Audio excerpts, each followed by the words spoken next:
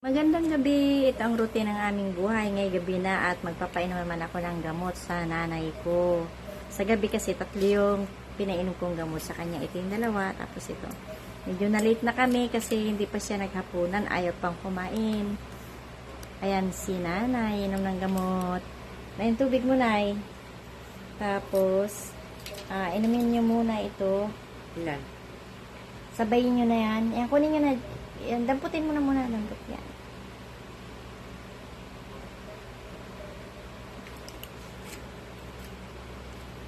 Ayan, ganyan kami araw-araw kasi isang buwan siyang iinom ng gamot. Pero yung isa ay 10 days lang niya iinumin. Sige na, iinumin mo na. Hawakan ko muna to. Kaya naman.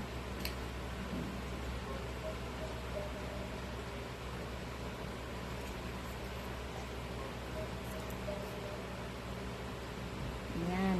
Tapos itong pag-inom niya ng tubig ay binibilang ko na rin. Dapat makawalong baso siya ng tubig.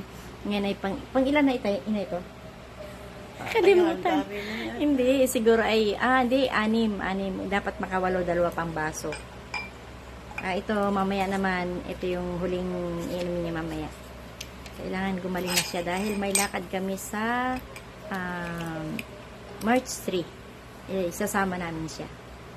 Mating kasi yung anak ko, kasama namin siya. Gagala kami. Alam nyo guys, yung sinanay gusto niyang umuwi doon sa kabila, doon sa bahay ng ate ko. Ayaw ko pampayagan. Kasi yung pag-inom ng gamot, ay mahirap na kung lilipat siya doon ulit. Kaya nga kinuha ko para maalagaan dito, magpainom ng gamot, pati tubig kasi hindi talaga siya uminom ng tubig. Ayan siya, o yan, ay nakaready na para mahiga. Dito kami sa salas na hihiga. At dati ako lang mag-isa dito nahihiga, hindi na ako nagkukwarto kasi mainit doon at saka masikip na. Ginawa ko ng bodega yung kwarto na yun. Ngayon dito na kami natutulog, ay nakaready na yung aming panglatag. Ako'y sa baba, naglalagay lang ako ng patong-patong na dyan, higaan ko.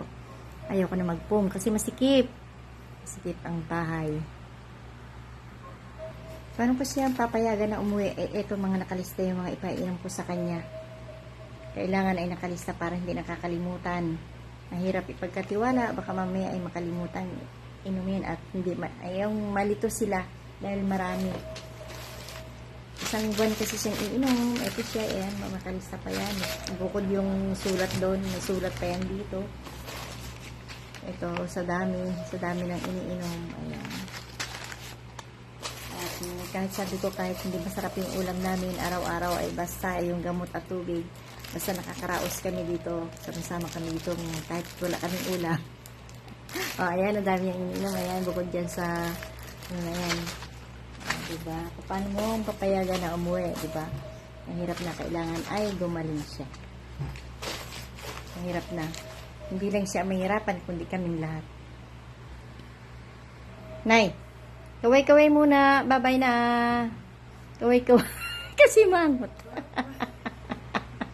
Bye-bye.